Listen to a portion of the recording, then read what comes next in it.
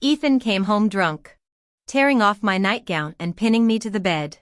We hadn't shared intimate moments in months. Since the company went public, he'd barely come home. This sudden passion overwhelmed me. Just as we reached the peak, he clutched me desperately. Moaning Luna, my mind went blank. He froze instantly, rolling away. He sat on the edge of the bed facing darkness. The unlit bedroom swallowed his silhouette.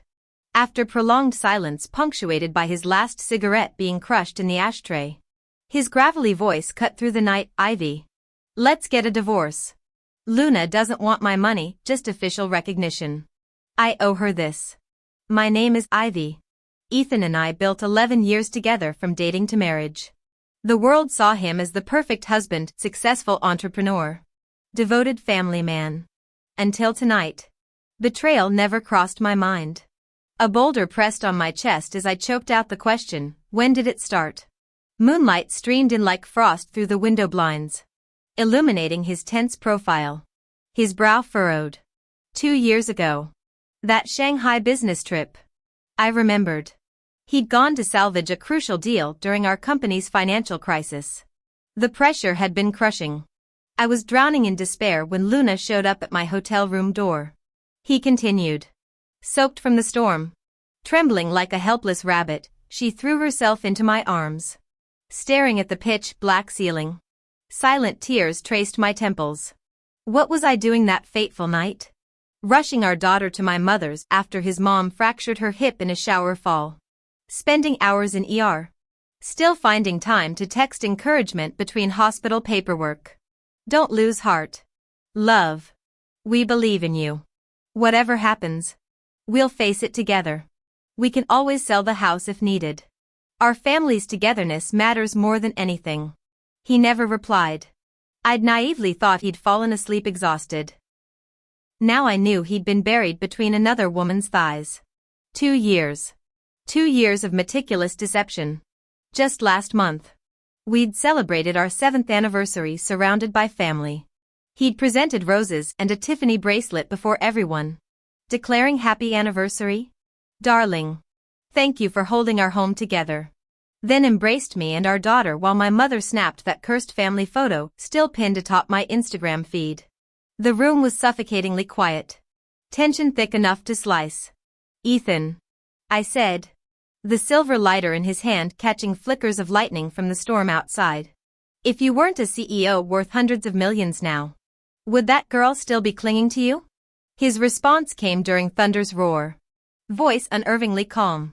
Ivy, I know you love me. The familiar click of his lighter punctuated his words. But Luna isn't some gold digger. She's endured 2 years of humiliation without demanding commitment. I can't keep hurting her. So you'll hurt me instead? My laugh sounded foreign even to myself. Memories flooded back, our early days crammed in that Beijing basement smaller than most walk-in closets. Winters spent huddling under threadbare blankets. Summers sweating through shirts stuck to skin. 3 years of cockroaches scuttling across pillows and shared instant noodles. All buoyed by naive faith that love conquered everything. Remember our wedding day, Ethan? My throat tightened. You sobbed through your vows, swearing you'd cherish me forever. He massaged his temples, the platinum wedding band glinting cruel under lamplight. We were children then. Ivy mistook hormonal chaos for love. His gaze turned disturbingly tender. Luna, she's shown me what real love feels like. I expected rage. Screaming matches. Maybe even throwing the jade figurine he'd bought me last anniversary through the bay windows. Instead, icy clarity settled as his phone lit up with a new notification. Luna Love 23 calling. The girlish whine pierced through darkness. Ethan? I know I shouldn't call when you're home, but fake sniffles. The thunder's so scary. Watching him murmur comforts into the receiver, I noted with clinical detachment how his shoulders relaxed the same way they used to when massaging my feet after double shifts. Don't worry, sweetheart. I already told her everything. Be there soon. At 2:03 a.m. I sat at his mahogany desk inputting Emma's birthday, unchanged since the divorce. His obsessive chat backups revealed 893 messages with Luna. Last week's exchange glowed accusingly. Luna 8:14 p.m. Ethan. Made mapo tofu and kung pao chicken all by myself. Blushing chef emoji. Do I get bonus points? E. Wilson 8:14 p.m. You never need to perform for me. Luna. Your natural sweetness is why I fell for you. Luna 8:15 p.m. Sobbing stickers. Stop. You'll turn me into spoiled brat. Rain lashed the penthouse windows as I methodically screenshot every transaction. The Bali villa purchased last March. Diamond tennis bracelet charged to our joint account. Hotel receipts from business trips aligning perfectly with Luna's exam weeks at UCLA. The legal pad beside me filled with bullet points. Hidden offshore accounts. Embezzlement via shell companies. Perjury on 2021 tax filings. Dawn's first light found me emailing our forensic accountant CC'd to 3 divorce attorneys. Through the study's floor to the ceiling windows, downtown LA glittered cold and merciless.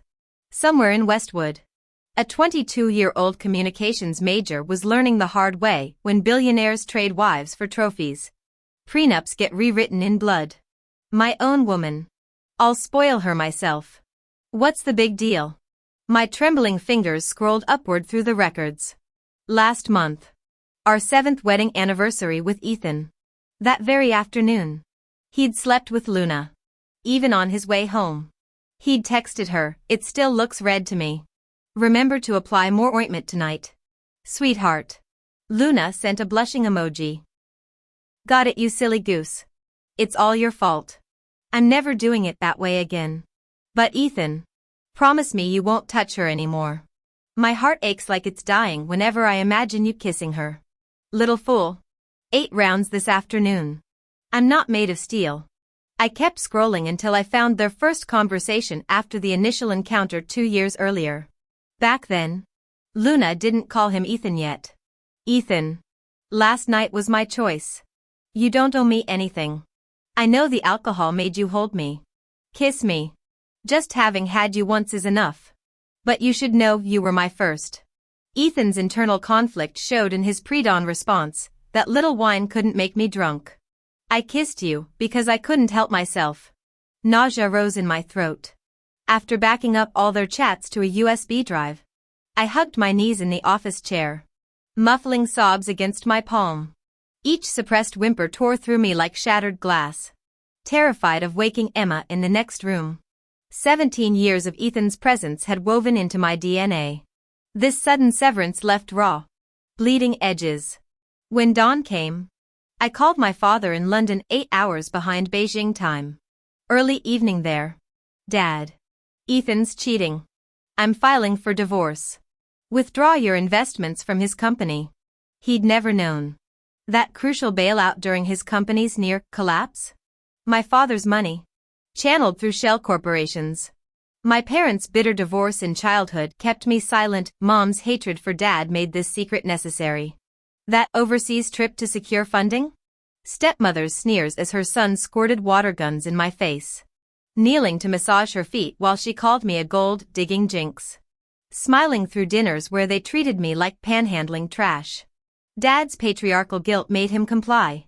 Though Ethan always believed his own brilliance attracted investors. His fragile male ego. I'd protected it for years. After a sleepless night, I drove Emma to preschool as usual. Curiosity about Luna's face gnawed at me. So I went to the coffee shop across from Ethan's office. Sitting by the window. 3 hours passed. Finally at dusk, Ethan emerged. Beside him walked a young, pretty girl with a sugary smile. I texted my mom to pick up Emma from kindergarten. Not wanting to draw Ethan's attention, I quietly hailed a taxi to trail his car. The vehicles entered a newly developed waterfront estate. By the river. Sparsely populated. Only lights from Ethan's villa glowed in the darkness. The second-floor balcony doors stood open. White curtains fluttered like restless ghosts in the breeze. Through the parted fabric, I saw Luna wearing bunny ears and a black choker collar, giggling as she straddled Ethan's lap on the sofa. His hungry gaze devoured her while she playfully undid his shirt buttons with her teeth, a stark contrast to our perfunctory couplings. When Luna's head began dipping lower, Ethan's throat bobbed violently. Minutes later, He dragged her against the floor to the ceiling window. Their entangled shadows writhing behind sheer drapes like some X-rated puppet show. I raised my phone. Zoomed in. Captured every damning frame with timed bursts. Recorded the entire obscene ballet. Evidence trumped hysterics any day. Yotsant negotiate morality with cheating scum. That night after tucking Emma in, I texted Ethan agreeing to divorce next month. After our daughter's 5th birthday. Financial disentanglement required finesse. But the bastard couldn't even wait that long. At our mutual friend's birthday party, where he damn well knew I'd attend, Ethan paraded Luna like some trophy fawn. Traffic made me late. Outside the private room, I overheard Ryan lecturing him. Seriously, man. You're really doing this? These young things only want your money. Ivy's the one who stuck by you through bankruptcy and food stamps. Ethan's cigarette glowed in the dimness. Appreciate the concern, Ryan. But Luna's different, pure as fresh snow. His voice softened unnaturally. Ivy's a saint. Sure. But even paradise gets dull after a decade. She nags about my whiskey. Frets over takeout, suffocates me with grocery lists and bedtime routines. Luna? A dark chuckle. She'll drag me dancing in thunderstorms or steal kisses during blizzards. Makes me feel alive again. When I'm with her, I'm not Emma's father. Not Ivy's husband. Not my parents' son. I'm just Ethan who can act recklessly. Ryan sighed and patted Ethan's shoulder with worldly wisdom. But Ethan, people need to stay grounded. Romance fades after marriage, it's all dirty laundry and bills. Mark my words. You'll regret losing Ivy. Ethan stubbed out his cigarette irritably. Don't worry. Regret isn't in my vocabulary. I've supported Ivy all these years, the clothes. The lifestyle. Where would she be without me? I'm done living for others. The door swung open as he spoke. Tension crackled through the private dining room as all eyes darted between me, Ethan, and Luna. Ignoring the stares, I carried the birthday cake straight to Sophia. Happy birthday, darling. Ryan's fiery wife squeezed my hand. During dinner, Sophia deliberately needled Luna. Newcomers toast everyone at the table. Start with Ivy. The air turned glacial. Luna trembled in her blush pink dress. Whispering, I don't drink. Sophia snorted. You're bold enough to sleep with a married man but can't handle liquor? Luna's eyes welled up. Ethan slammed his palm on the table. Leave her alone. Sophia. She's not like you scheming harpies. Our eyes locked. His wavering then hardening. Protecting your mistress now? Sophia's wineglass thudded against the table. Ever spared this much concern for your actual wife? This is private business. Ethan growled as Ryan tried pulling Sophia's sleeve. Private? Her voice rose shrilly. Parading your mistress before everyone's private? Where's your shame? Silverware clinked awkwardly. Someone coughed. I watched Luna's tears splash into her untouched champagne flute. Remembering how Ethan once defended me like this at our engagement party, I remained seated. My expression unreadable. Luna, however, had red-rimmed eyes and a trembling voice. I'm sorry, Ethan. This is all my fault. I shouldn't have come. She stood abruptly and fled the room in tears. Ethan shot me a glare before following her. Are you okay, Ivy? Sophia asked with concern. I shook my head. Thank you, Sophia. She sighed. I don't know how you stay so composed. I would have flipped the table by now. Our conversation continued until Sophia stepped out to take a call. Heading to the restroom, I unexpectedly encountered Luna again. She stood reapplying lipstick under harsh fluorescent lights. Her earlier fragility vanished. Did you put Sophia up to this? Luna demanded without pretense. Was that really necessary? Her eyes challenged me. Of course it was. Ethan's divorcing you. And you're bitter. Admit it. My voice remained steady. Bitter about what? Your talent for homewrecking? Or your taste for second-hand men? Her face flushed crimson. Stop lying to yourself, Ivy. Ethan loves me now. Your petty schemes only make him despise you more. How pathetic. I studied her calmly. As the wronged party, I'll take everything in the divorce. Imagine a comfortable home. Financial security. Full custody. Sounds rather pleasant, don't you think? My smile sharpened. You, however, changing adult diapers for his bedridden mother while managing his difficult sister? Now that's true tragedy. Panic flickered across Luna's face before she rallied.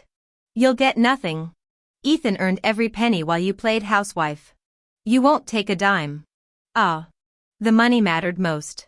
I wondered how long she'd stay if Ethan's wallet emptied. Ethan intercepted me in the hallway. Righteous anger contorting his features. How could you manipulate Sophia into humiliating Luna? I never knew you could be so cruel. You agreed to the divorce, that's why I brought her tonight. If you're angry, take it out on me. She's just a young girl. My bitter laugh surprised even me.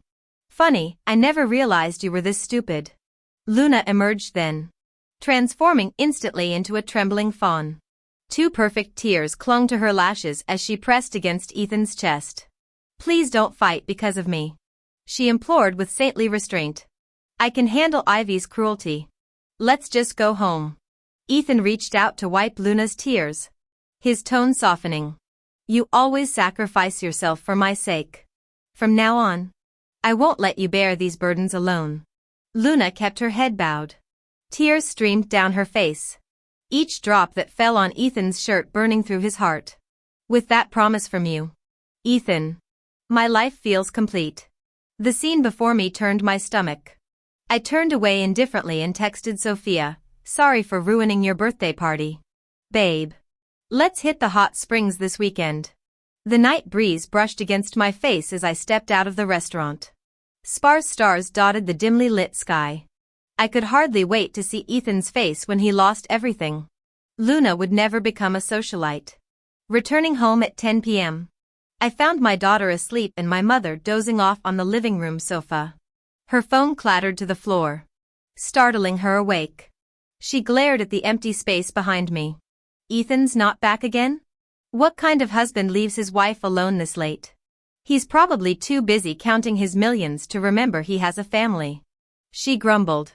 Ivy, wake up. 30-year-old successful men like Ethan are prime targets for gold diggers. You need to fight for your marriage. My mother's hatred for infidelity ran deep. When my father had cheated, 6-year-old me watched her cling to his leg, screaming until her voice gave out. He walked away without looking back. To this day, she tells everyone he's dead, even Ethan believes it. Mom, my voice cracked. She froze. Sweetheart? Your eyes, what's wrong? Ethan and I are getting divorced. He's having an affair. The slap stung my shoulder before the words fully landed. I warned you. She paced before the coffee table like a caged tiger. 30. With a child. Who'll want you now? You think single motherhood's some fairy tale? Her tirade lasted 15 explosive minutes. No divorce. Hear me? I'll handle this. The door slammed behind her before I could react, waking my daughter with startled wails. As I soothed the trembling child, her tear-streaked face mirrored my own childhood memories the night another marriage shattered. Another mother's rage shook the walls. Another man walked away forever. Ethan never imagined Ivy's mother would come to him. In the office, the usually feisty elderly woman stood timidly before him, eyes filled with unprecedented desperation. Ethan, you know how hard Ivy's life has been.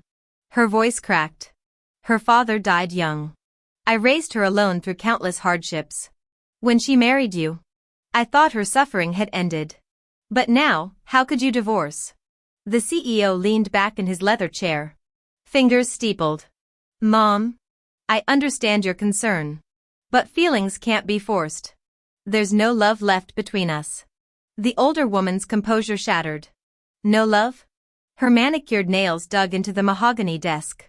Where was this no love talk when you were broke? When you knelt begging me to approve your marriage? Now that you're successful, suddenly there's no love? Guilt flickered in Ethan's steel, gray eyes. I've failed Ivy. Failed you. But I'll compensate her fairly. Compensate? Mrs. Johnson's bitter laugh echoed off the glass walls. Tears streaked her foundation. You think my daughter wants your money? Do you know she worked nights formatting your startup documents? Attended client dinners until she vomited blood? Now you'll discard her like used office equipment? Ethan's knuckles whitened around his Montblanc pen. I'm grateful for everything, Ivy. Grateful? The matriarch collapsed to her knees with a thud that made the young billionaire flinch. I'm begging you. Ethan. Don't do this. For the sake of 5 years together. For little Emma, she's only 5. How can you abandon your own daughter? As Ethan moved to help her up, his iPhone buzzed. 3 consecutive texts lit the screen. Luna, just left the clinic. The test is positive. Luna, you really hit the bullseye last time. Tiger, winky face. Luna, I'm going to be a mommy. Happy tears. The executive gently disentangled himself. My decision stands. The slap left his cheek burning. Rot in hell. Ethan. Mrs. Johnson spat before staggering out. Her Chanel jacket suddenly swallowing her frail frame. Later that week, the penthouse smelled of vanilla frosting and burnt expectations. I smoothed Emma's party dress. Watching the door. He'd promised. Our daughter's 5th birthday, the first since Sophia's infamous pool party incident. The ice sculpture melted as midnight approached. 30 untouched goodie bags surrounding our sleeping child. Before Emma's birthday party, I specifically warned Ethan. Even if we had to fake it, we needed to appear deeply in love. We couldn't let Emma lose face in front of her little friends and their parents or let anyone suspect the truth. The divorce would happen immediately after the celebration. Ethan agreed. The living room glittered with colorful balloons. Happy birthday banners stretched across the walls. A cake crowned with 5 candles sat on the dining table. Emma twirled in her pink princess dress. A sparkling tiara perched on her head. Daddy. Mommy. Let's make a wish together. She chirped, pressing her tiny palms together and squeezing her eyes shut. Ethan and I knelt beside her. Our practiced smiles radiating marital bliss. I wish Emma paused. Her voice honey sweet. Daddy wouldn't work so much. Then he could play with me and Mommy every day. Ethan's smile faltered. My eyes grew moist. After her wish, Ethan pulled our daughter and me into an embrace. Let's blow out the candles as a family. Okay? Yes. Yes. Emma's crescent moon eyes crinkled with joy. 1, 2, 3. The flames died as cheers erupted. Children swarmed around the table while parents offered congratulations. Emma planted sticky kisses on our cheeks. I love you mostest. Mommy and Daddy. Ethan's Adam's apple bobbed. He ruffled her hair. Voice gravelly. Daddy loves you too. I stared at the floor to hide my trembling smile. The doorbell rang. A helpful parent hurried to answer. My blood turned to ice as Luna's saccharine voice floated through the doorway. Happy birthday, Emma. Auntie brought you a present. There she stood, Luna young. Smugness dripping from her coral-painted lips. Draped in a maternity radiation-blocking apron. Each click of her heels against the hardwood stabbed my nerves. I shot Ethan a venomous look. His frown confirmed this ambush was unexpected. Luna crouched before Emma. Happy birthday. Sweetie. Who are you? Emma scrunched her nose. Why? I'm Daddy's girlfriend. Soon I'll be your new. Crack. My palm connected with Luna's cheek before she finished. She stumbled backward. Gift box skidding across the floor. Silence choked the room. Even Ethan froze. Luna cradled her reddening face. Tears welling. How could you? She whimpered. Miss Ivy Johnson. I just came to deliver a gift. Why did you hit me? She immediately cradled her swollen belly, making certain the entire room noticed her pregnancy. Ethan finally snapped into action, rushing to support her. Are you hurt? Where does it hurt? His voice trembled with panic as Luna collapsed dramatically into his arms. Fat tears rolling down her cheeks. Ethan. I'm okay, she whimpered, clutching his shirt front. Just a little cramping. His furious gaze locked onto me. Ivy. Have you lost your mind? She's carrying my child. I tightened my arms around trembling Emma. Your mistress crashes our daughter's birthday party to flaunt her pregnancy. And I'm the unreasonable one? My laugh held no humor. Didn't you promise Emma a perfect celebration? The color drained from Ethan's face. He glanced between our terrified child and the sniffling woman in his arms. Luna. He finally muttered. This won't happen again. Go home first. Luna's lips quivered with practiced sorrow. But I caught the triumphant glint she shot me before departing. The party balloons still floated cheerfully overhead, mocking the glacial silence now choking the room. Guests exchanged awkward glances, inventing hasty excuses to escape the carnage of our marriage. After tucking Emma into bed with forced smiles, I returned to find Ethan loosening his tie. You and that homewrecker make me physically ill. He rolled his eyes. Must you be so dramatic? Luna meant well. Meant well? I scoffed. She practically erected a neon sign announcing her bastard child. And you defend her? Stop being vulgar. She's not scheming like you. My nails bit into my palms. From our starving student days to building your empire. When have I ever failed you? Now you let some gold digger ruin Emma's birthday? Ethan's jaw tightened. I told you it was an accident. Fine. Let's stop pretending. I drew myself up. We divorce tomorrow. I keep all marital assets and Emma. You keep company shares. His laugh chilled me. Finally showing your true colors. Ivy? Just another greedy bitch. I stared at the stranger before me. Greedy? When I sold my grandmother's necklace to fund your first office? Ancient history. He snatched his car keys. The engine roared as he sped toward Luna's apartment. She greeted him barefoot, eyes already brimming. Ethan. I'm so sorry, her tears fell like clockwork. I only wanted to bond with Emma. Shoo. Don't cry. He wiped her cheeks tenderly. I know your heart's pure. Her lashes fluttered against his palm. You believe me? Of course. His lips found hers. Unlike Ivy. You'd never scheme. Luna Young nestled into Ethan Wilson's embrace, her voice trembling with feigned remorse. Is Ivy really upset with me? This is all my fault. Tomorrow, Ivy and I are finalizing the divorce. Ethan massaged his temples, exhaustion lining his words. She tilted her tear-streaked face upward, a flicker of triumph poorly concealed beneath her damp lashes. Really? Luna quickly schooled her features into sympathetic concern. But what about the assets? I'm leaving with nothing. Her nails bit into her palms even as she murmured. That's only fair, considering how we've wronged Ivy. Hesitation colored her next question. And the company? The business stays with me. Relief flooded Luna's tense shoulders, though she sighed dramatically.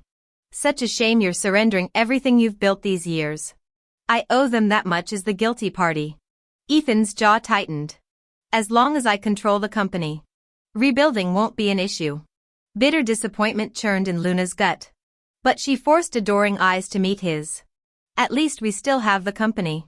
Soon we'll, she let the sentence hang, ducking her head in mock shyness. Ethan. We'll start fresh. I'll give you the son you deserve. I'd always assumed my Emma was too young to understand. Yet tonight, as bedtime approached, her small arms suddenly locked around my neck. Mommy. She sobbed into my shoulder.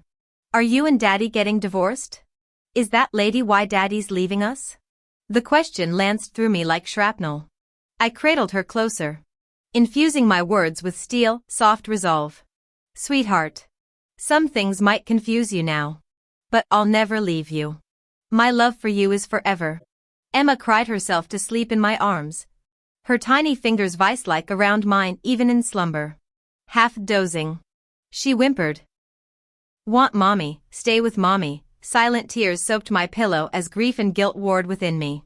Having survived a broken home myself, I'd sworn my children would know only warmth and safety. Yet here I sat, failing my own daughter. The weight of maternal failure crushed my lungs. At dawn, my mother arrived windblown and determined. While Emma still slept, Mom hauled me to the kitchen table, her winter coat dusted with snowflakes. Listen well, Ivy. She pressed a worn debit card into my palm. $70,000. 40 from selling our old apartment. 30 from my savings and what you've given me over the years. Her work-roughened hands enveloped mine. I'm just a street vendor who spent decades outsmarting city inspectors. But this, she tapped the card. This is your lifeboat. Divorce isn't the end, you've still got me. While I breathe. You'll never lack shelter. Mom's throat worked as she stared at the ceiling. Men. She barked a laugh sharp enough to cut glass. Worthless. The lot of them. We 3 women will build something better. The plastic card bit into my clenched fist. I'm sorry. Mom. You shouldn't have to. Her embrace smelled of fried dough and unconditional love. Hush now. No more tears. We're free of that dead weight. Mom's smile glinted like the cleaver she'd once brandished at corrupt officials. Our fresh start begins today. Sweetheart. Mom will always be here. That morning, Ethan and I finalized our divorce. He left with nothing but the clothes on his back. I relinquished my shares in the company too. A week later, my father informed me that Ethan's recent investments had been abruptly terminated, causing massive losses. The board was convening to vote on removing Ethan as CEO. My father had quietly become majority shareholder by acquiring additional stocks. Essentially, he now controlled the company. Ethan, ever the arrogant one, had vowed to personally fly to Germany to salvage their biggest client. The day Ethan boarded his flight to Germany, I arrived at Luna's apartment with movers. Eviction time, the property was purchased during our marriage, making it marital assets that now belonged to me. I leaned against the foyer, watching coldly as Luna's porcelain face twisted in rage. What are you doing? This is my home. She clutched her phone like a lifeline. I'm calling Ethan. Go ahead. I leisurely examined the living room. He's currently 30,000 feet over the Atlantic with his phone off. What Ethan didn't know was that all his lost clients were my father's connections. The German client? Dad's golf buddy for 20 years. This entire collapse had been orchestrated to destroy him. Movers began hauling out Chanel coats draped over cardboard boxes like discarded rags. Ivy. Luna's shriek could shatter glass. How dare you? Because the deed bears Ethan's name. Marital property. Now mine. Her face drained of color as I noticed Hermes boxes scattered by her feet, Ethan's parting gifts. I nodded to the workers. Toss those too. Keep the clothes and shoes. I gave her a mocking once-over. Consider it payment for services rendered. Luna lunged at me, restrained by 2 burly movers. Ethan will make you pay for this. She screamed. I turned toward the floor-to-ceiling windows. The sunlight burned my retinas. Behind me, designer handbags hit the floor with dull thuds, the sound of privilege crumbling. When the last Louis Vuitton trunk exited, I faced her. Ethan can't even save himself now. What makes you think he'll protect you? Luna, I said as hired hands dragged her out. I'll be watching your downfall with popcorn. The lock clicked shut. Alone in the apartment that reeked of their affair, I stared at their Maldives vacation photo still hanging on the wall. Luna pressed her bikini-clad body against Ethan, grinning brightly. I grabbed the photo frame and hurled it at the wall. Glass shattered across the floor. Pulling out my phone, I snapped several pictures and sent them to the realtor. Put it on the market. Autumn wind swirled dead leaves around my ankles as I stepped through the gates. I didn't look back when sliding into the car. The mansion shrank in the rearview mirror until it became a distant speck, much like certain people destined to vanish completely from my life. 4 weeks later, the board forced Ethan to surrender his shares at basement prices or face prison. They stripped his executive title overnight. On his final corporate exit, drizzling rain soaked through Ethan's wrinkled suit as he clutched a cardboard box. His once arrogant features now slack with defeat. The German partners had abandoned him. During the crucial board vote, even his trusted vice president betrayed him. Raindrops glistened on his loosened tie when a baritone voice cut through the downpour. Ethan. Turning, Ethan saw a 50-ish man in black overcoat holding an umbrella, features vaguely familiar. You are Ivy's father. Ethan's pupils contracted. Ivy's father was supposed to be dead. Mr. Johnson's umbrella dripped silver threads as he sneered. 2 years ago when your cash flow dried up, Ivy begged me to invest. My current wife made her kneel on gravel for 4 hours. By nightfall, her knees were bloody. Yet she never complained. Know why the Germans withdrew? The older man's voice turned glacial. You betrayed my daughter. This is your reckoning. Ethan staggered as realization struck. Mr. Johnson gestured to the idling Rolls-Royce where Ivy sat behind tinted windows, oversized sunglasses obscuring her expression as she stared through him like a stranger. Had you cherished her? Mr. Johnson growled. I'd have ensured your lifetime prosperity. But you chose this ruin.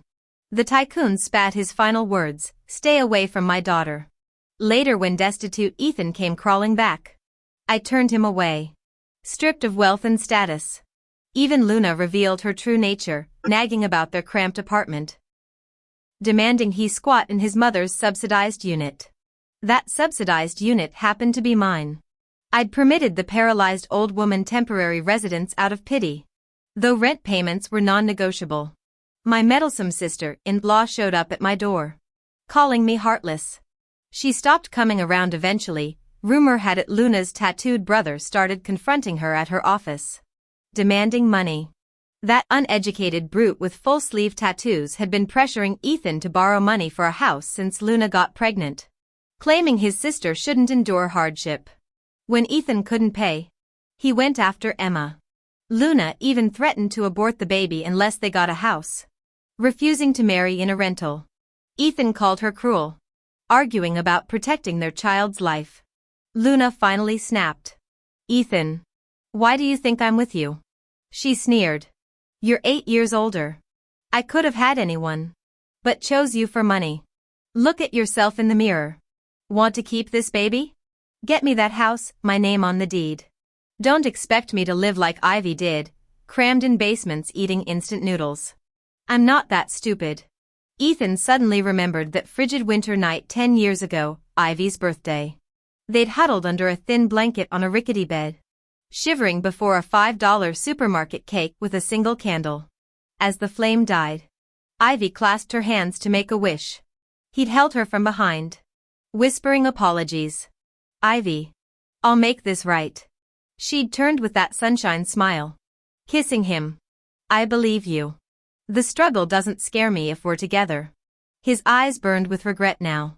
Blind rage overtook him. Ethan slapped Luna hard. Don't you dare mention Ivy. Luna's brother charged at him, fists flying. They demolished the apartment brawling until neighbors called police. Both got 7 days detention with split lips and bruises. I reopened my yoga studio 6 months later. Sophia brought wealthy socialites to my grand opening. She'd been my rock since the divorce. I envy your courage, Ivy. She confessed. Ryan and I, we're just roommates now. Too financially entangled to separate. Her husband's affair with his secretary years ago left permanent cracks. Some relationships become life sentences of quiet desperation. Others? Well, at least mine became freedom. Sophia once said that many people in this world trap themselves in cages of marriage for various reasons. Those who manage to escape failed marriages and rebuild their lives are truly fortunate. We worked until nightfall before closing the yoga studio.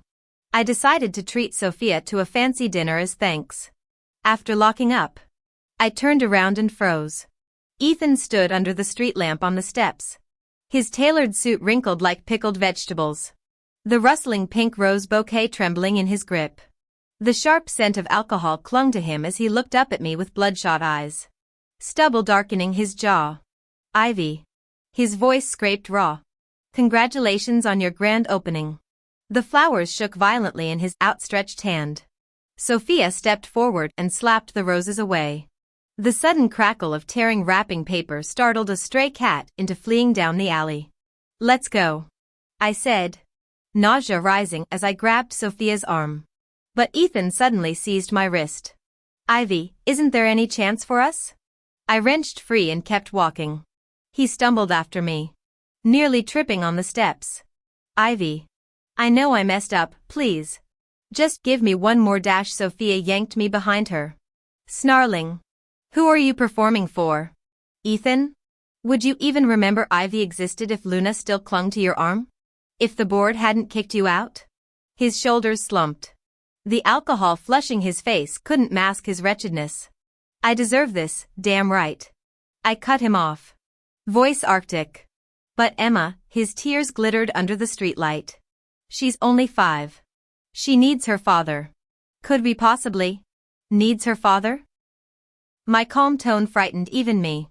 When she burned with 104 degrees fever. You were in Luna's bed. When she had her preschool recital. You took Luna to Cabo. That's your version of fatherhood? He staggered back as if struck. Sobriety dawning with cruel clarity. Sophia's Uber pulled up.